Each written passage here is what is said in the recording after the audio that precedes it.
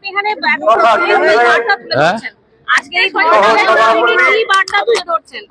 বার্তা একটাই, এই বর্বরচিত অমানবিক হৃদয় বিদারক ঘটনার সঙ্গে যারা যুক্ত তাদেরকে খুঁজে বের করে ভারতীয় ন্যায় সংহিতা আইন অনুযায়ী ইমিডিয়েট চার্জশিট করে ট্রায়াল করে ক্যাপিটাল পানিশমেন্ট মৃত্যুদণ্ডাদেশের কথা বলা আছে। এটা চাইছি আমরা। আর যারা কনস্পিরেটর, যারা চক্রান্তকারী, যারা প্রমাণ লোপাটের সঙ্গে যুক্ত তাদের গ্রেপ্তার চাইছি।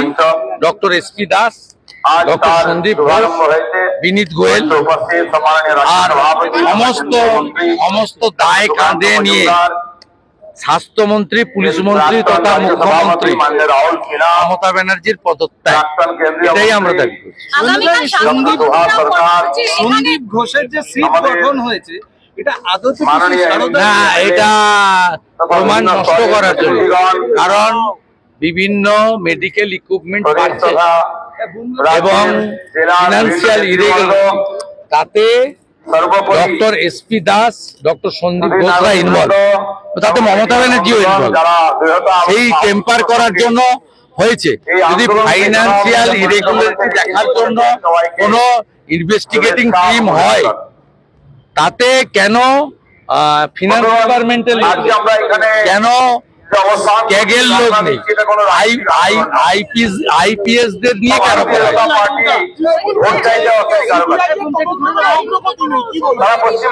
প্রথমত এভিডেন্স তো নষ্ট করেছে, তো সহজে তো হবে না। সিবিআই এর উপর ভরসা রাখা উচিত এবং সিবিআই মহামান্য সুপ্রিম কোর্ট তাদেরকে স্ট্যাটাস রিপোর্ট দিতে বলেছে। আমরা অপেক্ষা করি যে তারা আগামীকালের মধ্যে স্ট্যাটাস রিপোর্ট দেবে। সুপ্রিম কোর্ট যখন হস্তক্ষেপ করেছে তখন সিবিআই যা পাবে সেটা সুপ্রিম কোর্টকে জানাবে। আর সুপ্রিম কোর্ট যেভাবে সৌমতো মানে নিয়েছে মামলা, যেভাবে সিরিয়াসনেস দেখিয়েছেন স্বয়ং সিবিআই, আমাদের কনফিডেন্স, বিশ্বাস আছে যে তারা অ্যাকচুয়াল ফ্যাক্ট ফাইন্ডিং করবে এবং প্রপার পানিশমেন্ট দেবে।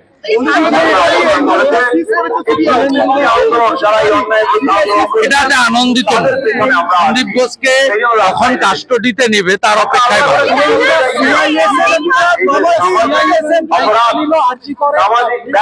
আমার পিটিশন ছিল। এটা পশ্চিমবঙ্গে 355 সামিল। পুলিশ মন্ত্রী ফেল, লাজ লজ্জা নেই। সোমবারের মধ্যে পদত্যাগ করুন, নইলে মঙ্গলবার গুলি চললে তার দায় মমতাকে নিতে হবে। গুলি চললে মমতা, আমি করিনি, আমি বলেছি যদি হয়, যদি স্পেসিফিক প্রোগ্রাম পাই অ্যাজ এ সিটিজেন, তো প্রতি বাড়ি থেকে একজন চেয়েছে, আমারও অধিকার আছে আমার বাড়ি থেকে আসতে।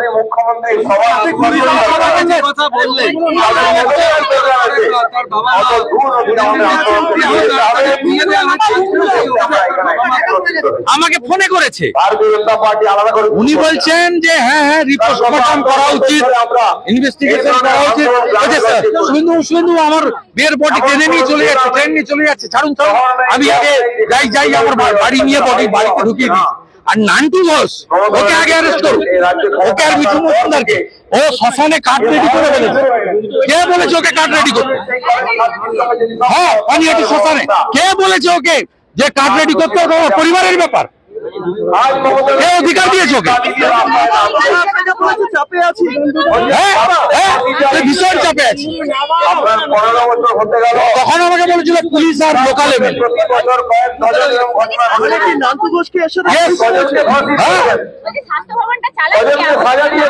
শ্যামাদা, ডক্টর এসপি দাস, উনি মমতা ব্যানার্জির personal physician cum closest friend. আমার কাছে তথ্য আছে, আমার কাছে সব তথ্য আছে, ডকুমেন্ট সহ আমি প্রকাশ করে দেব, ঠিক সময় প্রকাশ। আইনজীবী বিকাশ রঞ্জন ভট্টাচার্যকে একটা সময় যখন ফাইনাল হিয়ারিং হয় তখন তাকে ভোকালতনামা দেন, পরিবার যুক্ত হন, তারপর থেকে পরিবার, তার পিতৃদেব, মাতৃদেবীরা আমরা যা বলছি, বাংলা যা বলছে, গোটা ভারতবর্ষ যা বলছে, আজকে তারাও একই কথা বলছে যে আমরা মমতা ব্যানার্জি আমাদের বাড়িতে এসেছিল, 10 লক্ষ টাকা দিতে চেয়েছিল, আমরা রিফিউজ করেছি, আর মমতা ব্যানার্জিকে বলেছি আপনার কলকাতা পুলিশের আচরণ ঠিক নয়, একজন করেনি, অনেকে যুক্ত, দৃষ্টান্তমূলক শাস্তি চাই। এই মুখ্যমন্ত্রী দোকান কাটা, লাজ নেই, লজ্জা নেই, আমার কাছে নন্দীগ্রামে হেরে জ্যান্ত লোক শোভনদেব চ্যাটার্জিকে পদত্যাগ করিয়ে মুখ্যমন্ত্রী হয়েছেন। এই মুখ্যমন্ত্রী বলছেন 10 লাখ টাকা তো দেওয়াই যেতে পারত। ছি ছি মমতা ব্যানার্জি, ছি। তাই এই লড়াই লড়তে হবে আমাদের। সলিউশন একটাই, দাবি একটাই, দফা এক, দাবি এক, মুখ্যমন্ত্রীর পদত্যাগ। এর কোনো বিকল্প নেই, এর কোনো বিকল্প হতে পারে না। বামপন্থীরা সাইনবোর্ড হয়ে গেছে, ধোলা জলে মাছ ধরতে চায়। এদের একটাই কাজ, সারা বছর কখনো বলবে উই ওয়ান্ট জাস্টিস, কখনো বলবে চোর ধরো জেল ভরো, আর যখন ভোট আসবে তখন বলবে no vote to Modi, no vote to BJP.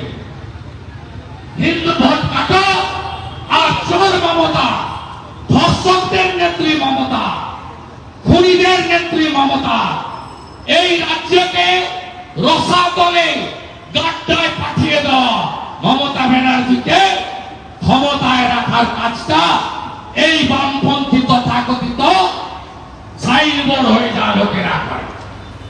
সারা বছর এমন ভাব যেন এরা বিজেপির থেকেও বেশি লড়াই করতে চায়, আর ভোট এলেই no vote to Modi, no vote to BJP.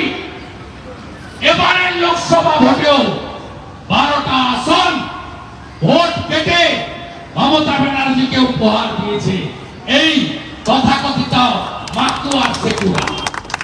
এদের থেকেও সাবধান থাকতে হবে।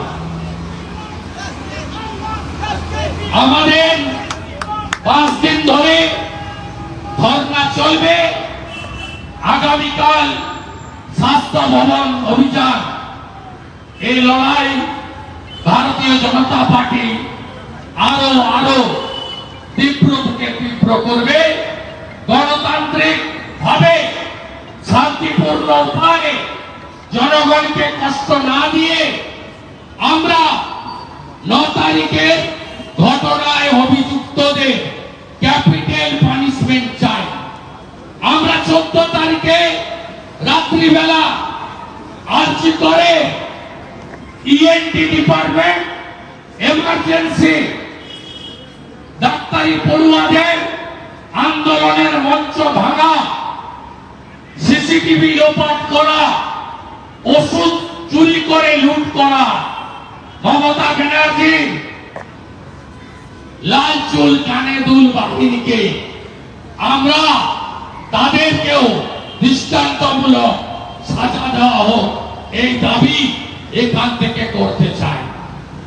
এই যে কয়েক হাজার গুন্ডা কে আসেনি, নারায়ণ গোস্বামী অশোকনগর থেকে গুন্ডা পাঠিয়েছে, মধ্যমগ্রাম থেকে গুন্ডা এসেছে, উত্তর হাওড়া বালি থেকে নিবেদিতা ডানলপ হয়ে ছোট ছোট মেটাডোর ভর্তি করে গুন্ডা পাঠানো হয়েছে।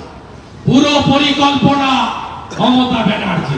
শিক্ষালয় কার্যকর করেছেন ফিরাদ হাকিম, অতীন ঘোষ, জড়ো করেছেন টিটাগড়, দমদম, পানিহাটি, কামারহাটি সব গুন্ডাকে একসঙ্গে 32 জনকে তুলে নিয়ে গেছে। লালবাজার 27 জন নিরীহ ছেলে যারা ঘটনার পরে এসে মোবাইলে ছবি তুলছিল, মাত্র 5 জন অ্যাকিউজ। কাদের আড়াল করছেন আপনি? কাদের আড়াল করছেন?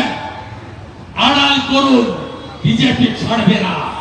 আমাদের লড়াই চলতে থাকবে, রাজপথে চলবে, আইনি লড়াই চলবে। নির্যাতিতা পরিবার যে ধরনের সহযোগিতা কেন্দ্রীয় সরকার ভারতীয় জনতা পার্টির কাছ থেকে চাইবে, কোন শর্ত ছাড়াই, রাজনীতি ছাড়াই, ভোটের কথা না ভেবে আমরা ভারতীয় জনতা পার্টি অঙ্গীকারবদ্ধ। ওই পরিবার সমগ্র চিকিৎসক সমাজের পাশে থেকে এই ব্যবস্থাকে নির্মূল করার জন্য আমি আমার বক্তব্য এখানেই শেষ করলাম। ধর্নাতে যোগ দিন, দলে দলে যোগ দিন। এই ধর্না মঞ্চ হয়ে উঠুক জনগণের মঞ্চ, এই ধর্না মঞ্চ হয়ে উঠুক প্রতিবাদের মঞ্চ, এই ধর্না মঞ্চ হয়ে উঠুক ন্যায় বিচার পাইয়ে দেওয়ার মঞ্চ, এই ধর্না মঞ্চ হয়ে উঠুক ব্যবস্থা পরিবর্তনের মঞ্চ। তাই এই ধর্না মঞ্চে বিরোধী দলনেতা সহ আমার সমস্ত কলিগকে মাঝে মাঝেই আপনারা দেখতে পাবেন। 12টা থেকে 9টার মধ্যে আমরা আসব, আপনাদের সঙ্গ দেব, আপনারাও আমাদের সঙ্গ দিন।